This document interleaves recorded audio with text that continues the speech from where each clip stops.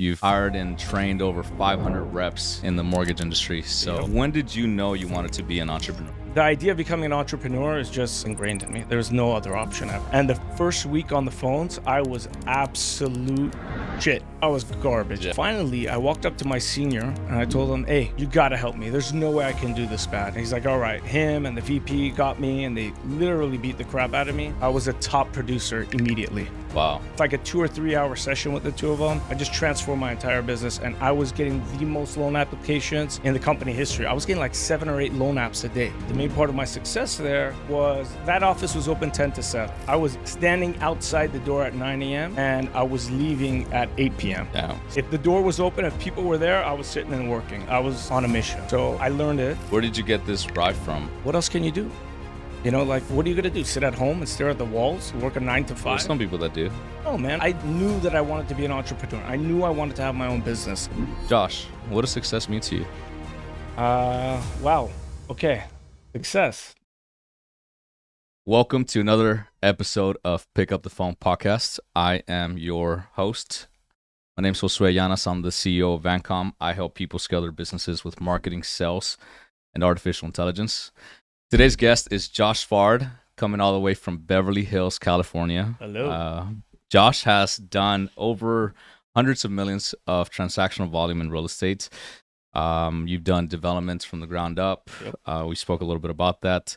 But I think really interesting fact about you is you've done sales leadership. You've hired and trained over 500 reps in the mortgage industry. So Yep. I think we have a lot to uncover, Josh. Yeah. A lot. Yeah. Well, I'm excited to have you here, man. Thank you so much for coming out here. Thank you for having me on. Absolutely.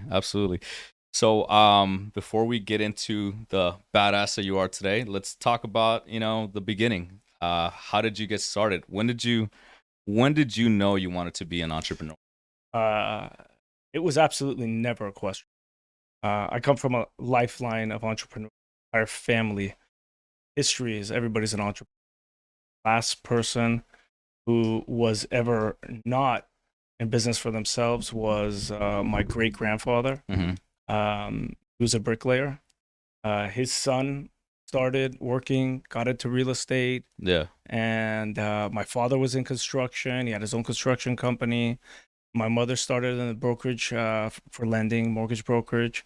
And, as soon as I came out of, even before I came out of school, I was working. Really? I was buying real estate and, doing deals. I was doing loan processing, working in construction.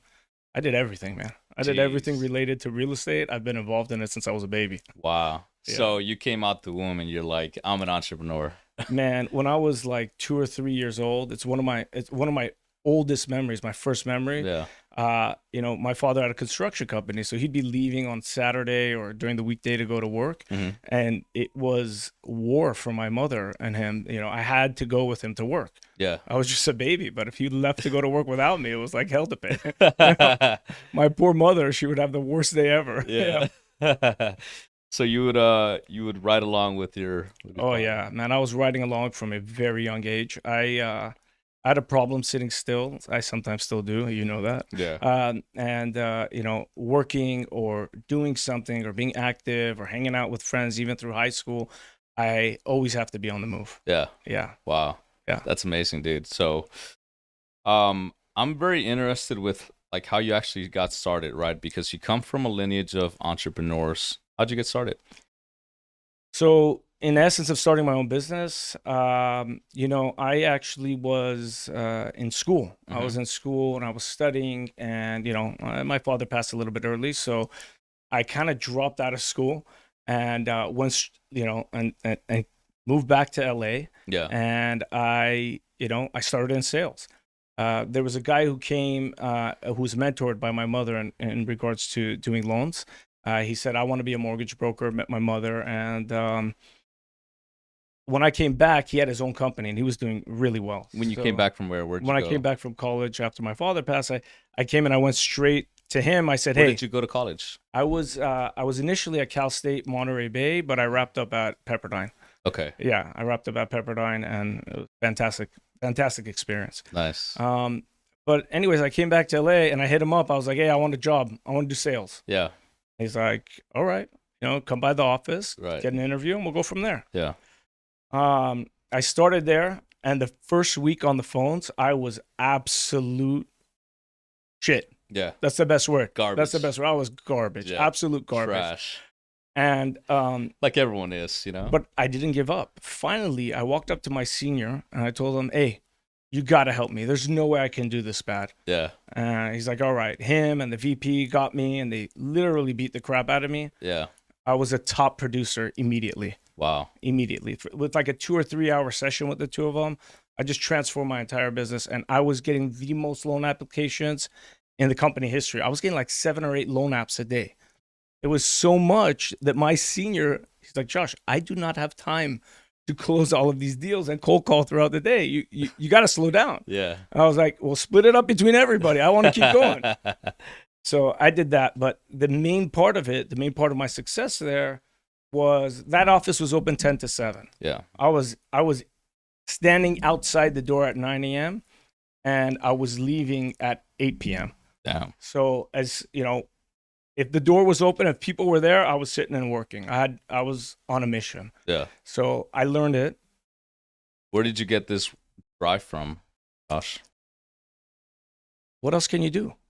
Like, what are you going to do? Sit at home and stare at the walls, work a 9 to 5? There's some people that do. Oh, man, I knew that I wanted to be an entrepreneur. I knew I wanted to have my own business. Yeah. I knew I wanted to do it myself, and I knew I wanted to have people working for me. Yeah. So it was never an option. The idea of working a 9 to 5 is like suicide for me. Right. And I did it before. Like when I was in high school, the summer after high school, I was working at Countrywide Financial. Mm-hmm. And I was doing data entry. I want to shoot myself in the head. Like data entry? Are you kidding me? You're good. It was actually very educational for me because it was in their collateral lending division. So it was after the loans were done, they were packaging them up and selling them off on Wall Street.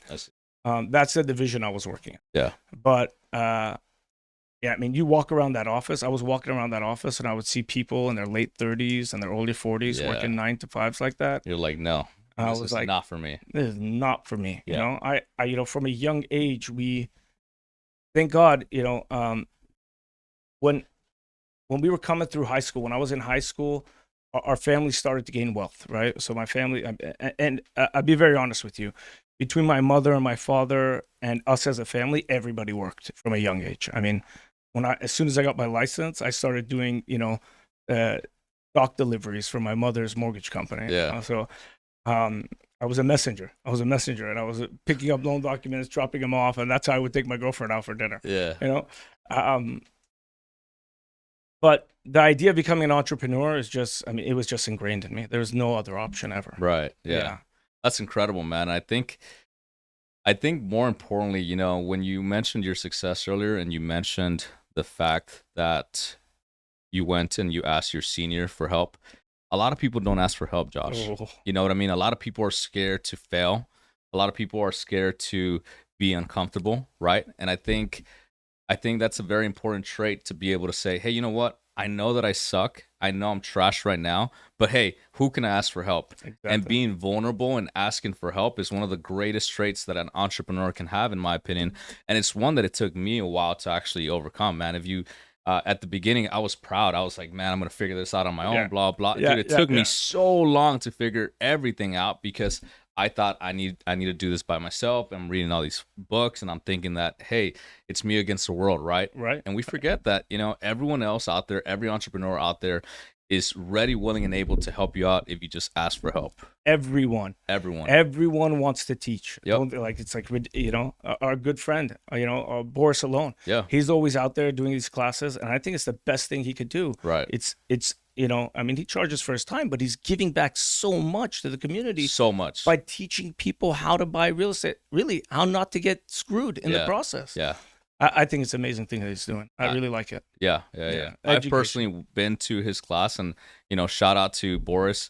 Anyone that's wanting to learn commercial, I can't think of anyone better in Houston. If you live around Houston, come to Houston and learn from this guy. This guy lays it all out.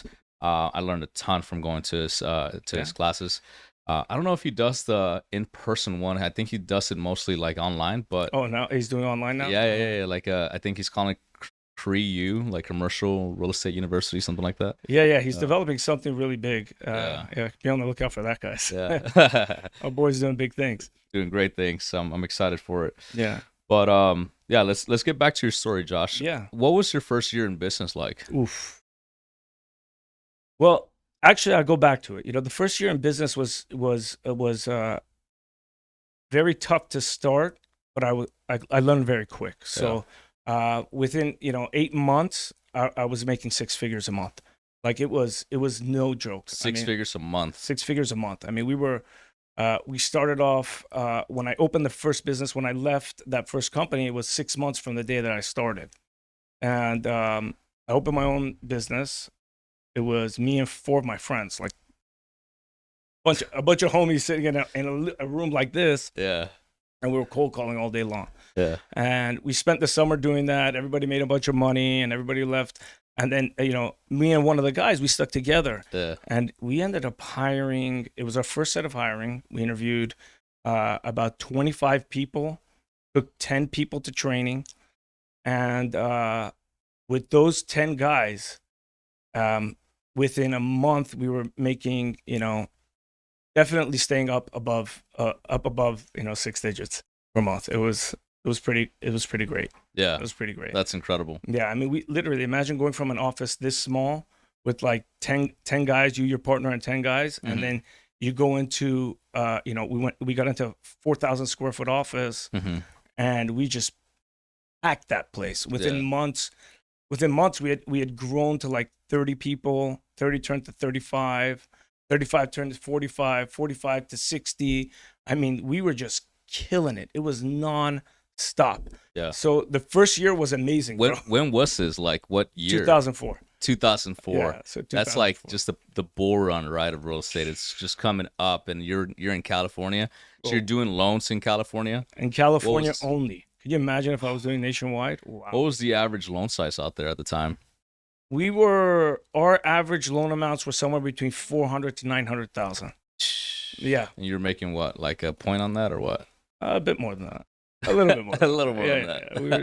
We were doing well, but we were offering great service. We did a lot of work for a lot of great clients, police officers, firefighters, EMTs. We did a lot of great work. We partnered with the city of LA quite a bit.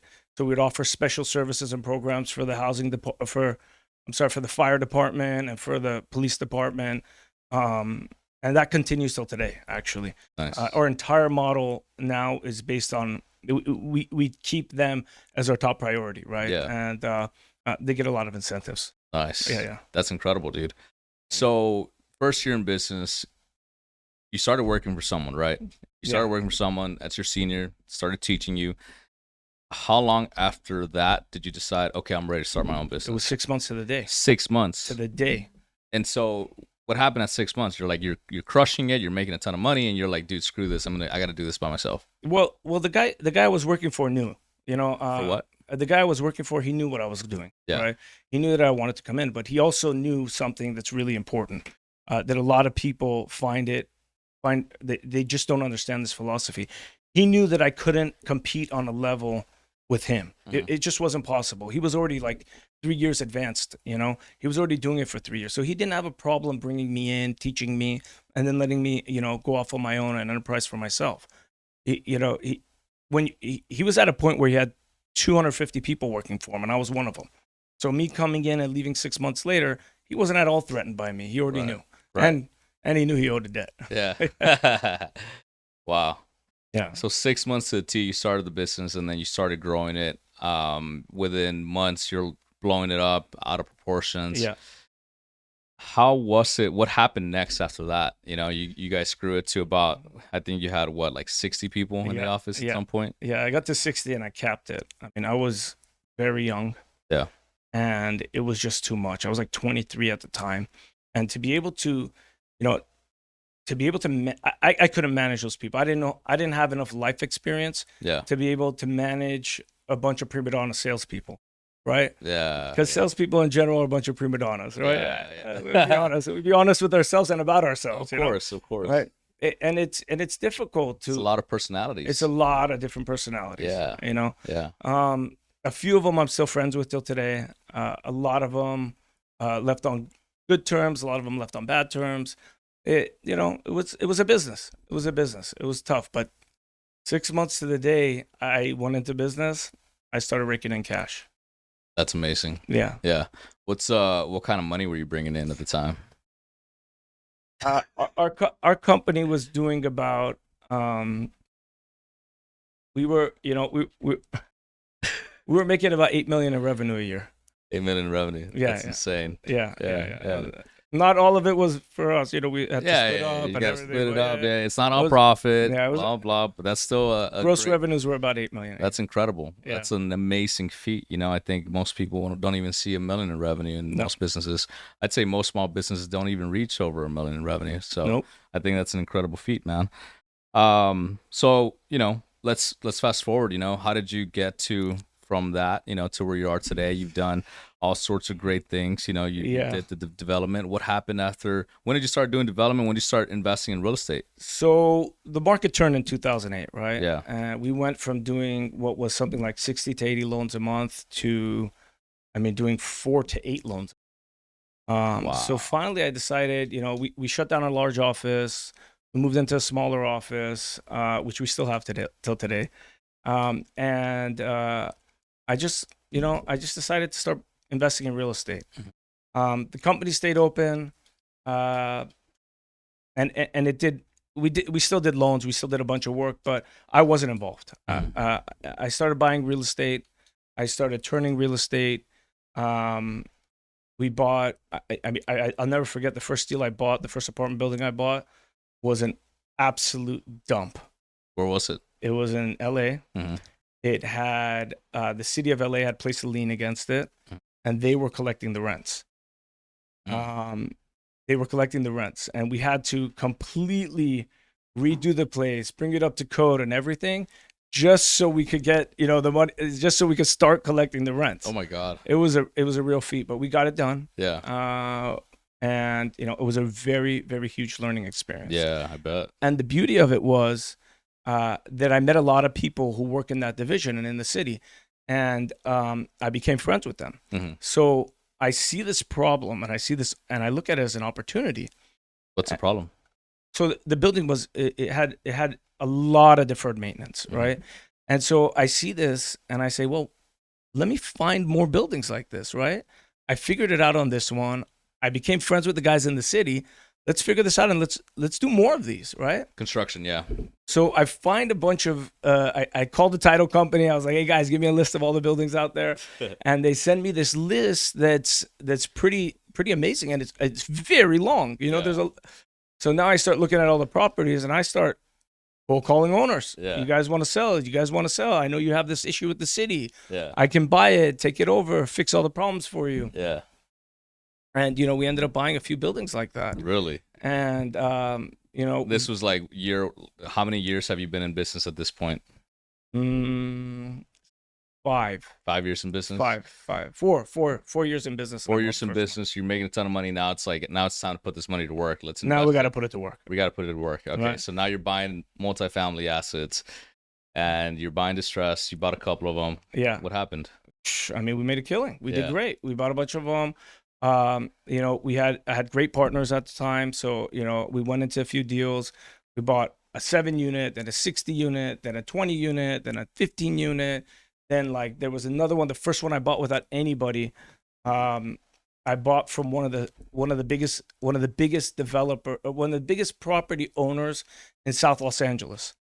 And that property was just prime for, I didn't really have to do much to it. No? All I had to do was get into it, renegotiate all of the leases. There were 3 retail units, 10 apartment units, renegotiate all the leases. Done. And boom, bro, the value went up in a matter of 48 hours from the time I owned it, I increased the value $200,000. $200,000 in 48 hours. Yeah. I paid $550 for that building, and just because of the new leases I put in place, Yeah. the value went up $200,000. Yeah, that's the beauty of commercial real estate, man. Yeah.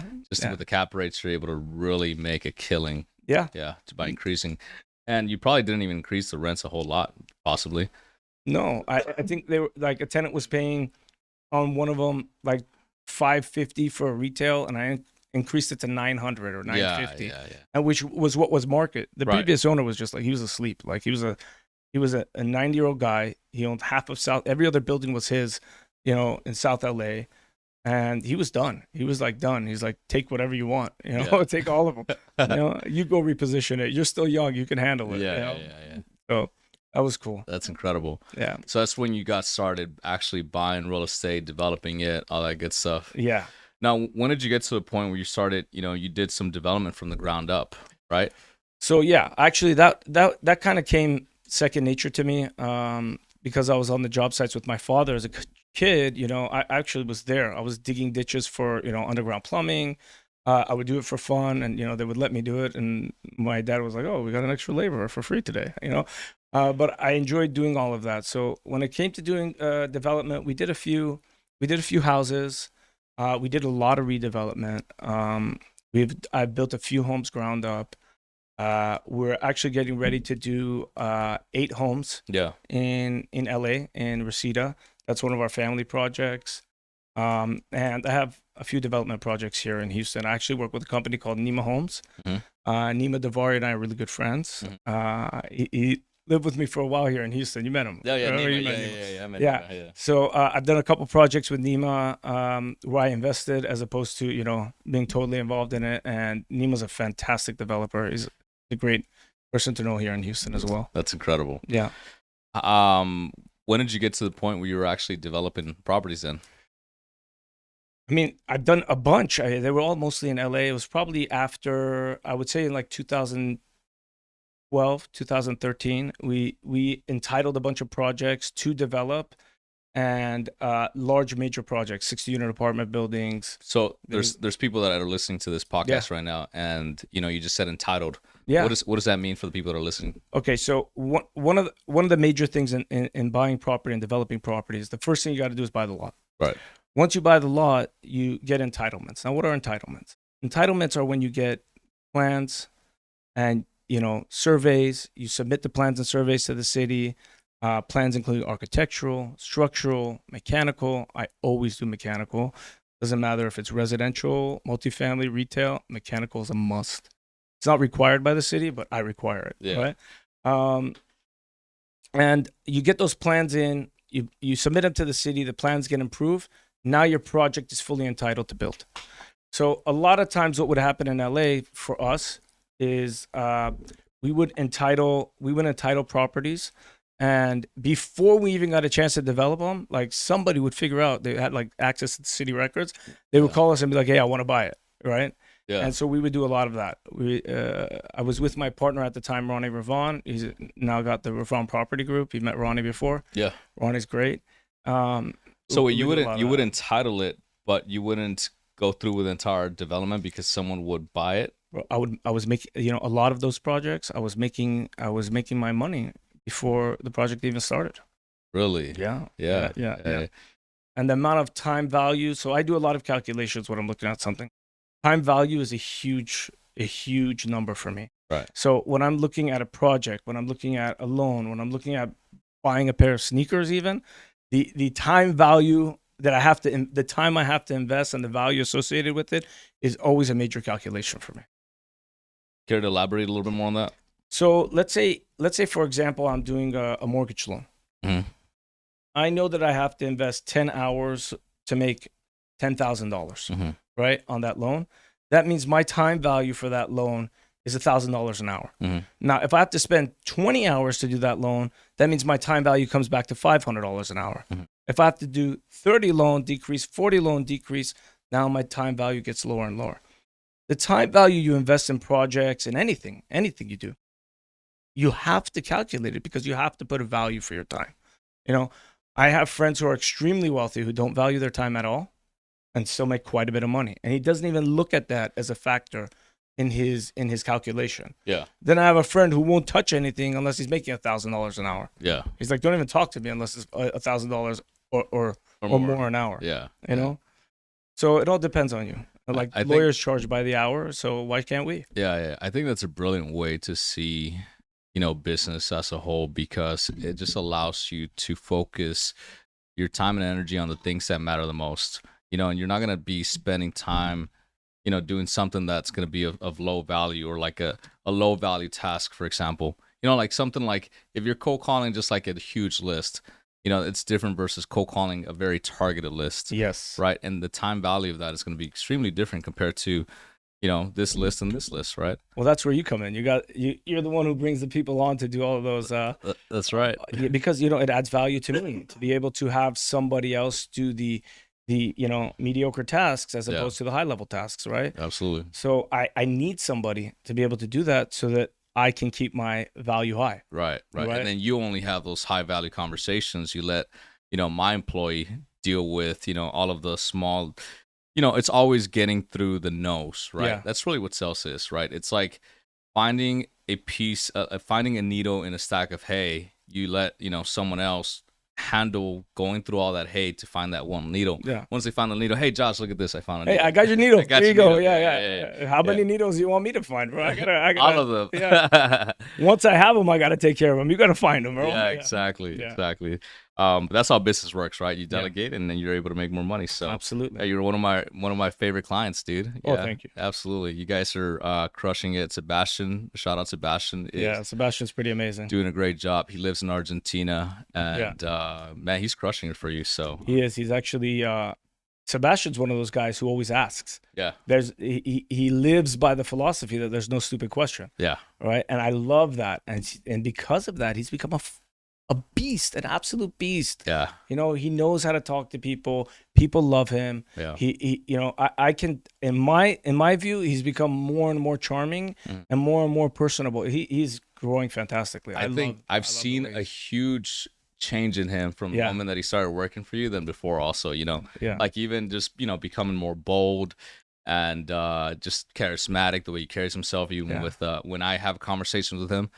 So dude, you've done a great job developing that guy. That's our sales leadership training. That's where all of that comes in. Yeah. Well, you've only trained 500 people, so I mean, but you think you learned a couple of things after training. I think we maybe have interviewed maybe 2,000 over our lifetime, but out of those 2,000, we brought 500 in, and even those 500, think about it. Yeah. Out of the 560 people, maybe we had some turnover. Maybe it was about 120 people were the ones that stuck. Yeah. I mean, it takes a lot, man, especially having people consistently produce volume. It takes a lot, Yeah, it really does. A lot of hand holding even on a daily basis. So. Yeah.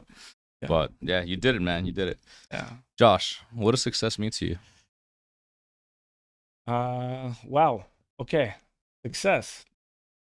I guess if I was seriously thinking about it, success means being able to develop a strong infrastructure, right? With good people, good corporate values, and goals. Right. So success is very important in an organization. You have to define it for each organization very differently.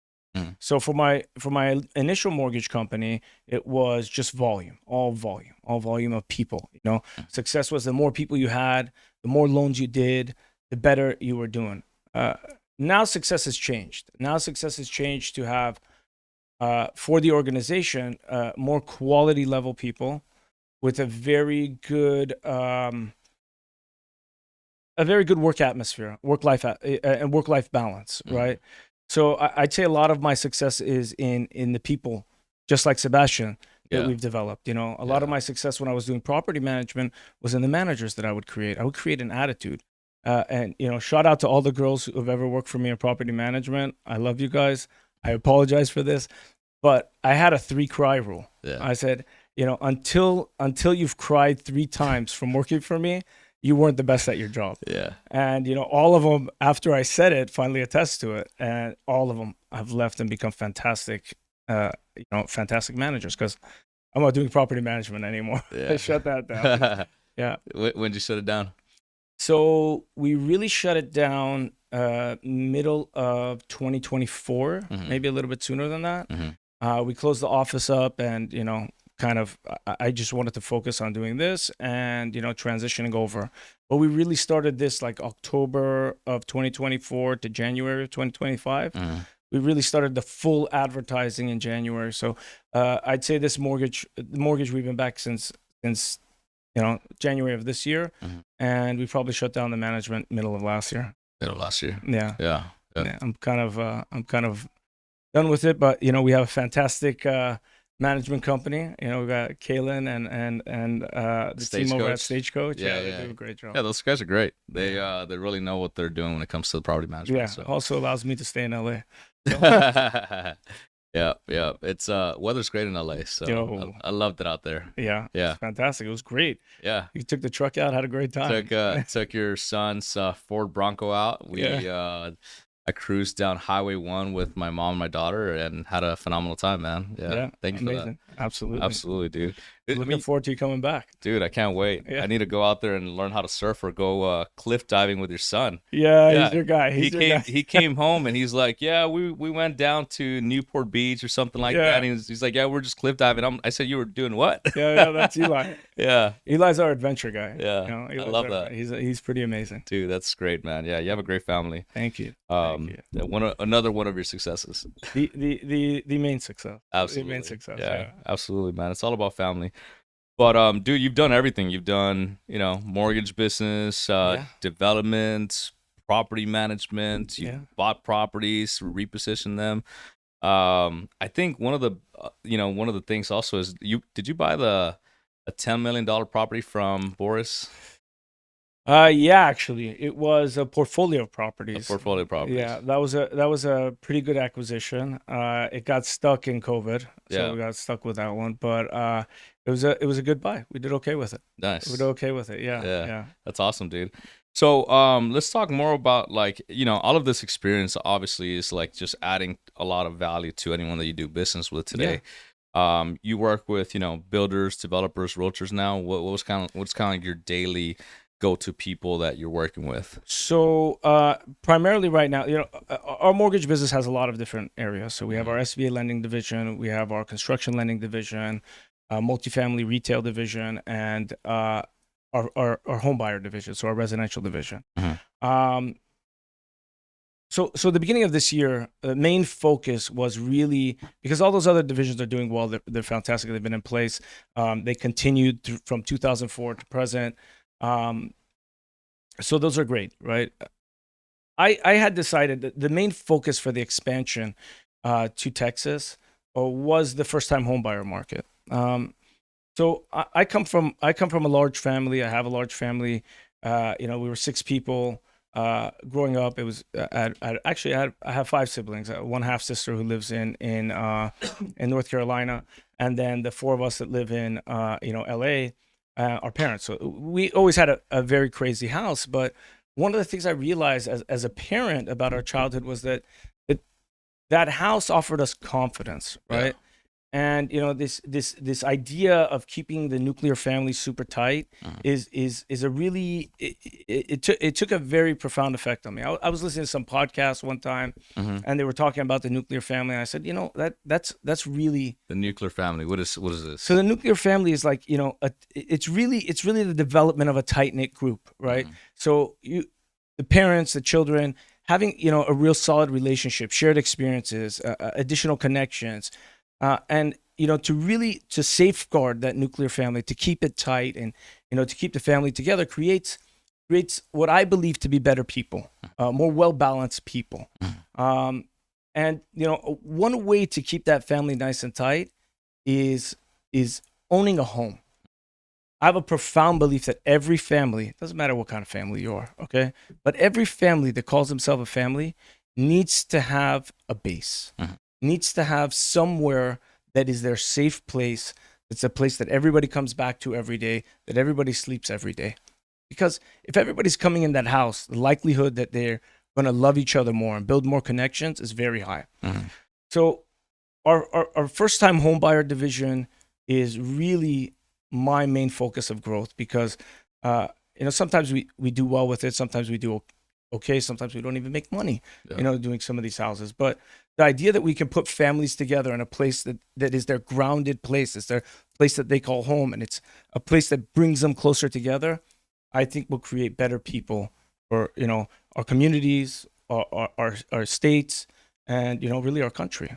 I really believe in that. So I really, Sounds like you're very, very passionate about this. yeah, Yeah. for me, it's a big deal. Yeah. Like having, we're a family of 6, even in my house. I have 4 kids, right? Yeah. And every single one of them is special, and every single one of them needs to know that their parents Yeah. love them. Right. And as long as their parents love them, right, regardless of what they do, Yeah. they're gonna grow up to be good people. Right. Right. They'll be balanced enough to be able to give back to society. Yeah. You know what I mean? Absolutely. Yeah. And unfortunately, there's a lot of broken families out there. And Yeah. but I do believe that I agree with you. When it comes to having that home base, there's nothing like quite having that infrastructure of or the structure that a child needs to develop. Yeah. And to Yeah. and to grow and nurture and have love from their parents. I think it's a wonderful goal that you have right there for Yeah, first time home I buyers. really want to push that one. I really, yeah. Do you I have don't- any sort of special programs or anything like that for first time home buyers that sets you guys apart over anyone else? I'll say Texas is an amazing market. Mhm. All right. Here in Texas, we have programs that get you into a home and have you leaving with money in your pocket. Yeah. Right? It's ridiculous. Yeah. We have some of those programs in California and other states, but here in Texas, my belief is exactly what the state and local governments are looking for. Yeah. They believe in the same thing. Right. The nuclear family. Let's get everybody into a house. And right now, it's a great time to buy a house. Yeah. Even with the rates a little bit higher, Mhm. guys, come in and buy the houses. You're buying it for $50,000 to $100,000 less than what it's going to be when the rates jump up. So Yep. our programs, my number one program is make sure you get in a house. That's Yeah. number one. Yeah. Number two, make sure you get in a house that you can afford. And number three, let's get the best house for the best price Yeah. and the best mortgage plan that fits each family. So yeah, you can go out and you can find interest rates at like 3.99, 4.99, 5.99, 6.99. But none of that matters. What matters is, hey, is this going to be a good program for you? Does it fit your financial profile? Mm-hmm. And are you and your family going to be comfortable Right. in the home that you can buy for the price that you can afford? Right. Right. So that's my number one program. Can I Yeah. get you anything you want? Yeah. Come 20% down or $2 down. We'll figure something out for you. Yeah. Dude, that's great. And how do you currently project these programs that you have right now? How are you marketing them? How are you getting them to, into the people that actually matter, like the realtors, right? That are going to Right. be working with the homeowners. Here's the thing. I have great relationships with a lot of realtors, right? The main way I believe to get the program out is to really talk with your client. So realtors are understanding. They know what I do. They see the services that we offer, and they come. Really, they're coming to us. They're coming to us in volume, right? Mhm. The second part of it is really getting that word out really comes through a lot of marketing, right? We have to let people know. You could have the best loan program on the market, and if nobody knows you exist, it's not going to get out there. Right. So we do quite a bit of advertising on Instagram and Facebook and all that fun stuff. I don't handle most of it myself. There's a bunch of videos that I put up, but I can't really stand working on it. Yeah. So I would say that that's I give the credit where credit's due. Mhm. We work with an outside marketing company. Okay. They kind of handle all of that. I Yeah. love that. Good. What about like loan officers that you work with? How do you do you have any people now under your belt? Right now in our office, we have 5 loan officers in the office. Mhm.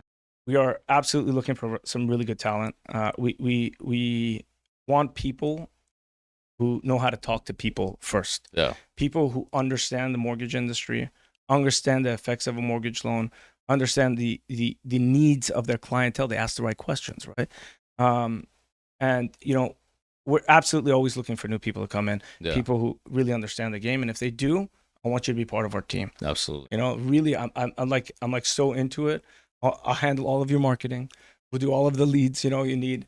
Just come in and do good business. Yeah. That's all we really care about. Right. Right. Yeah. That's But, amazing. yeah, we Where- have a lot of connections with different types of loan officers as well that we currently work with. Where are your loan officers right now? Are they here in Houston or in California? So I don't care where you are. So we travel the world and we have loan officers all over the world. No, I'm sure. No, but most our office base our main base is in California. So Yeah. they're all out of our LA office. Mhm. I have my own separate office because I like to focus quite a bit. Mhm. But most people now are working from home, Yeah. right? So we have setups in office and setups at home, but everybody's kind of out there doing quite a bit of work. Yeah. Dude, that's great. How are you building your relationships right now? It sounds like, you're flying to Houston all the time. Yeah. And let me ask you this, what keeps bringing you back to Houston? Because you're based out of LA. Yeah. You're out there. You're here all the time. What do you have going on here? All right. I want to preface by saying that California is my home. Yeah. I love California. I love the weather. Yeah. But the people here in Texas are just second to none. Yeah. I mean, you got so many great people. So why do I keep coming back? Because I can do business with good people. Yeah. And I love it. Yeah. I love it. I like working with good people.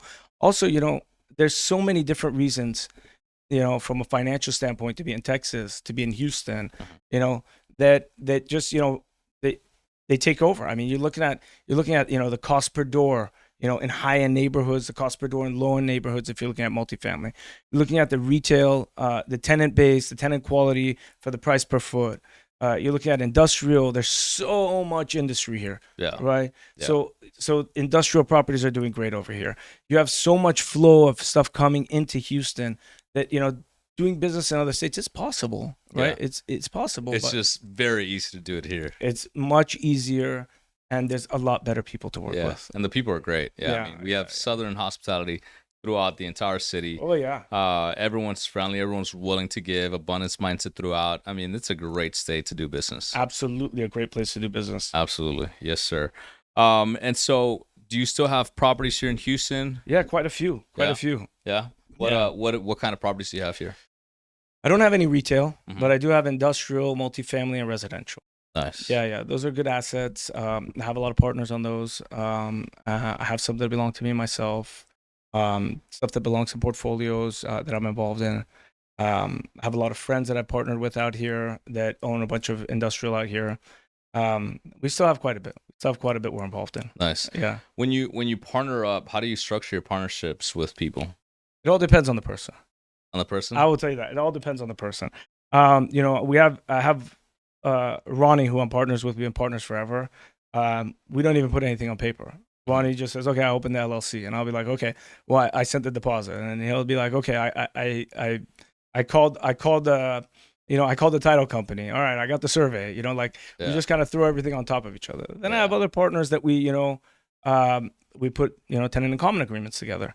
That it's all different ways. Yeah, all different ways. Yeah. Do you do any syndications or anything like that? We do not. But we have just this last couple of weeks, we're developing a syndication to buy low volume multifamily throughout Southern California. It's a new program we're putting together. We're going to start with that. We're going to connect with our old friends, guys over at Edgestone Real Estate. Sebastian and Matthias Stoffenmark are good friends of ours. They're fantastic property managers, also partners. Yeah. They're great people. So we're going to work with them and have them kind of manage all the assets while we, put the whole the assets together and do the rehab and redevelopment of them. Nice. Yeah. Nice. So that's going to be a fun one. Yeah. Yeah. Dude, where do you find the time to do all this shit you got going on? Something I started with when I was younger is you can sleep when you're dead. Live while you can, enjoy yourself, and spend time with your family, spend time with your friends. Yeah. And really, really invest a lot of time in the people you love the most. Yeah. And the things you love the most. Especially in great relationships, people you do business with, and taking care of them, they're gonna take care of you. Yeah. I mean, look, you and I have been friends for I don't know how many years now, 4 or 5 years now. Yeah. And in that time, how many shared experiences that we have? A ton. Yeah. We have a good, close knit group of friends here. Yep. That we can, say whatever we want and do whatever we want with each other, and nobody's judgy or nobody cares. Yeah. I would say it's really, it's a special group of people that we have, in our circle, because everyone is not judgmental, and we all want to see each other win. Yeah. And we wish nothing but the best for each other. So absolutely, I feel like we're each other's cheerleader, hey, come on, blah, blah, blah, and get out there, bro. You can do more. Yeah, What is the now? Yeah. Talking. Sometimes we need some tough love also, from your friends too. Yeah, and, I think it's meant to push you and make you better, right? It's great, dude. We got a great group of people. Everybody's doing great, and they tell you about it. Yeah. That's the beauty about it. when you can, it's having like your own built-in. We've been to mastermind groups together. Right? It's having your own like private mastermind group Yeah. of friends that are out there killing it, and you guys just call each other. What'd you do with this? Or what'd you do with that? Did you buy that deal? No, you didn't. You got it for that price. Who did the loan? You know, like all of that stuff. We go back and forth. It makes it a lot of fun. It makes it a ton of fun, man. Especially when we're going out. You know, we go out and we go out to networking events, or we're all hanging out, we're having a couple of drinks, and just conversations are always flowing, and it's always just business oriented. The best part about it, I think, is that we celebrate successes together. Always. That's a lot of fun. Like for example, Jonathan, just got engaged. Yeah. Right. That was pretty amazing. That was incredible. Right? Yeah. That was incredible. You guys were all on that trip together. So, you know, a funny story about this, Josh. We were on this trip, and only Boris and Franklin knew about the engagement. Me and Cody didn't know, just because, I mean, Chicone's more than anything, it's not that he didn't care to tell us. It's just that he's like always on the run, always going. He forgot to mention it. So Boris at the end is like, "Hey man, tonight he's gonna propose to him." We're like, What are you kidding me? No way. Dude. Yes, I get to be a part of it. Yeah. So, dude, of course, you know, we're all out there, we're all crying. Oh, my friend's gonna get engaged. It was just an amazing experience, man. I was watching on the phone. I was like, yeah, they've been dating for a long time. They've been together for a long time. They've done a lot of business, and Kaylin's been an instrumental part of Chicone's she's success. a killer. She's a killer. Yeah. So, you know, I like them. I think they're a fantastic couple. Yeah. I really do. She's great for him. He's great for her. Absolutely. Yeah. Can't wait to see what the future holds for them. So it's gonna be great. But dude, this has been a great podcast. Thank you so much again for flying all the way from Beverly Hills. I mean, there's other things that bring you here to Houston, but I'm very grateful that you're here in my podcast here today. Absolutely. Anything else that you want to add? I mean, I think we've covered a lot of things, man. You know, we've gone through your construction experience. Well, I do want to give you a special shout out. Your profile, your business, the way you've developed it is really fantastic. I think you got a great product that you put out there. It's very, very helpful. It's designed to help entrepreneurs really expand, right? To really grow. I love it. I love it. Yeah. You know, something we talked about a while ago, right? Yeah. And it's great to see it come into fruition and just like expand. You know, you're just growing and growing every day. Absolutely, dude. And it means so much for, you know, especially from a client and a friend to hear you say that. I think the biggest compliments that you know someone can do is, you know, referrals. You know, when you actually like you believe in a product so much, not only are you paying for it, but you're like, hey man, you gotta pay for this too. You know, because this is saving me so much time and energy from me having to do all the tedious tasks. And you know, this guy can just do it all for you. I mean, just this week, I met with a bunch of realtors. I gave all of them your number. We talked to two of them already. We did. Yeah. I mean, that's the way it's supposed to happen, right? Yeah, absolutely. Your product is great. It works for all different levels. It's you know, it can vary up and down, so you can tailor make it to anyone. You know. Yeah. So that's fantastic.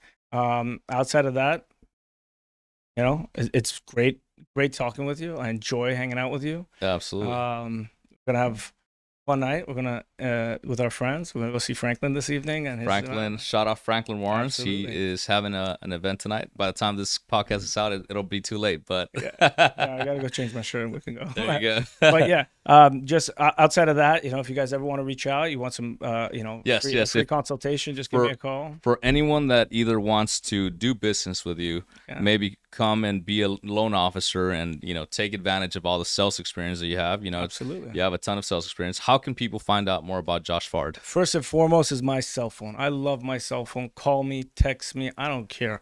832-955-9255. Check our website, fnfloan.com. You can also email me easy, josh@fnfloan.com. Nice and easy. Yeah. Make it as easy as possible. Absolutely. So our main focus, just wrapping up, our main focus for our company is to make the lending process as simple as possible for the first-time home buyer, for the new developer, for the contractor, for the, you know, investor, whatever it is. Our job is to make your life easy, so you don't have to worry about the loan. Right. As long as we get what we need, there's no reason your deal can't get done. Right. So, you know, that's pretty much it. That's really First Nation Financial is a service business. Yeah. That's what we do. Yeah.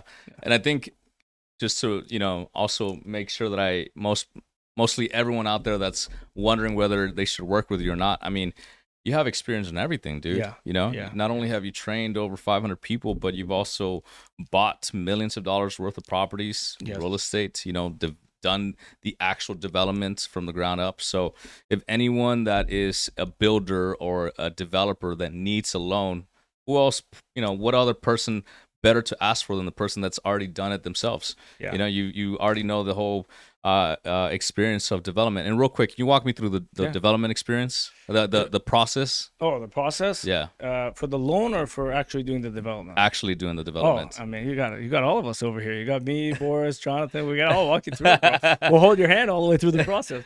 You know, really, the development process starts with buying process. Yeah. Anytime you're making an investment, Yeah, right? You make your money when you buy. right. Everybody always says that, right? But it's really true. You really make your money when you buy. So if you buy something a great deal, all right, you're gonna do well with it, no matter what. Yeah. No matter what happens. Even if you screw up, right? Yeah. You can still do well with it if you bought right. Yeah. All right. So let's say you buy a piece of land. First thing you do, you buy the land, you get it under contract. While you're under contract, you must go and get your plans ready to go. So by the time you close, it's all about speed. Mhm. So by the time you close, you have a set of building plans finished, ready. You have to know what you want to build there. You have to know what you're allowed to build there. And then you submit a set of plans. You work with an architect to get it going, right? You get your architect on, you get your structural engineer on, you get your mechanical engineer together, and you put together a set of building plans. Day of closing, the day you close, you take a copy of your deed and you walk into the Houston Permitting Center, or you tell your architect to do it, and you say, submit these plans, all right? You get the plans back, and then you start the process. You got to find the right contractor. And in all that time that you're waiting for the plans to get back, Yeah. you interview like 5 or 6 contractors, right? Not 1 or 2, 5 or 6, Yeah. all right? Yeah. And, you know, you get your pricing from them. You see which one you vibe with, which one's a good contractor, which one you think's a good guy, which one's a bad guy, Yeah. right? And that's the guy, and you choose your guy, and you go forward with him. Right. Get the process going. As soon as it's almost done, like a month away from being done, you call the agent that sold the last 5 properties in that area. The agent. Right? Yeah. So you bring him on, and now you list the property for sale. Done. That's really the process. Nice and easy process. Yeah, I mean, the construction process is a bit tedious. Yeah. But if you plan everything out, nothing ever goes right. But you let the contractor, you know, deal with all that. Let him do his things. Yep. And then you just focus on your own thing. Always, always, always mechanical plans. I can't emphasize it. The last thing you want on a construction project, especially spec homes, is change orders. So change orders. Yeah, just keep that in mind. Stay away from change orders. Whatever you can do to avoid change orders, avoid it. It sounds like a pretty expensive lesson you might have learned there in the past, Josh. Brings you back bad memories, I bet. I remember one of our my father's last construction projects. I was working on the project. Yeah. And the lady was a very close friend. Yeah. She was building this massive, like 5,000 square foot home on this massive lot in the Palisades, Pacific Palisades by the beach. And it had a fantastic ocean view. Yeah. But she was a single woman. Yeah. And she was building a 5,000 square foot house with a 2,500 square foot master suite on the second floor. So 2,500 on the bottom. Yeah. 2,500 square feet on the top. 1 bedroom home. Right? 1 bedroom? 1 bedroom. It was her dream home. Okay. She was a guy. She wasn't having any kids. Yeah. You know, she wasn't getting married. Yeah. So that's what she. But the resale. Her name was Victoria. She didn't care about that. She was a family friend, and she was, you know, she had enough funds. So it wasn't a problem for her. She was building for enjoyment. Yeah. Well, the problem was we changed out the flooring in that house 7 times. We refinished the kitchen cabinets 4 times. And as much as my dad loved her and we were friends, we were like she would come for dinner. We would have, you know, we were the family that she would hang out with. Yeah. He's like, I can't do this anymore. He turned to her, he's like, I can't. I've never wanted to walk off a project, and especially one for you. But my love, I cannot, you know? And you know, that was the toughest construction experience, even as a kid, that I had. Wow. Yeah. Outside of that, no, the other ones were, you know, it was just issues, a learning curve. Yeah. Issues. Yeah. That was the toughest one. Issues. Yeah. Learning curve issues. So like, give you an example. Like that first building I bought, right? There was a huge learning curve, but I was expecting it. So it wasn't really a problem for me. Yeah. So what ends up happening is, you know, we get our first inspection from the city. And before that, I even allowed the inspector to walk on the property, I stopped him at the curb. I said, listen to me very closely. Like, what? I was like, I remember his name. His name was Felipe Hernandez. I said, Felipe, listen to me very closely. Felipe. He's like, what is it, Josh? I was like, I want you to be as hard on me as possible. Like, what? I was like, I want you to call out every freaking detail and every freaking problem on this building. He was like shocked. Usually the inspector comes on site and you're like kicking him off. You want him to get off the property as soon as possible. So he writes up less stuff. Yeah. He's like, are you being serious? I was like, yeah, man, I'm here to learn. Yeah. So he walked on the property and, he really spent time and energy teaching me. Again, he was somebody who knew and wanted to teach someone else. Yeah. Right? Yeah. So he had the knowledge and I was airhead when it comes to, you wanted to learn. Finding out what all these issues are that the city of Los Angeles has and all their codes and all their requirements. I don't know. And then you go and ask him, hey, where can I buy the book with all the codes and stuff like that? He's like, you can't buy it.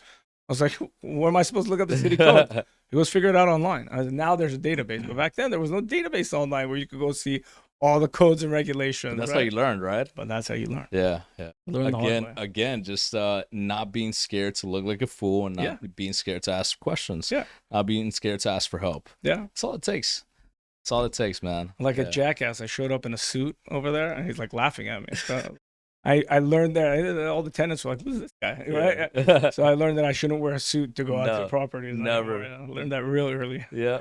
That's why I'm always in a t-shirt hanging out. Yeah, exactly. Bro, one thing that we forgot to harp on is your sales experience. You said that you have a really good way to direct conversation in a way that prevents no answers.